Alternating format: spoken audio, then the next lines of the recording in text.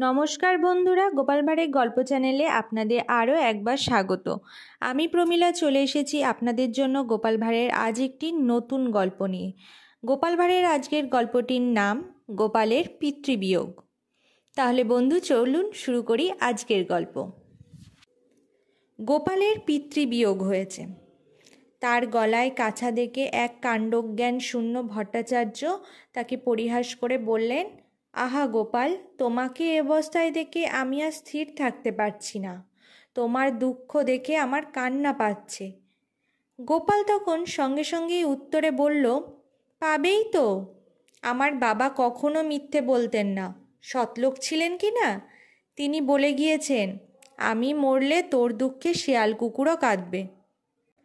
তো বন্ধুরা, এই ছিল আজকে আমাদের একটি ছোট গল্প, গোপালের পিতৃবিয়োগ।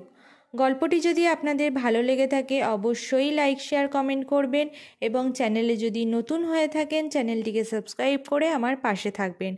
ফিরে আসবো খুব তাড়াতাড়ি নতুন একটি গল্পের সাথে। ধন্যবাদ।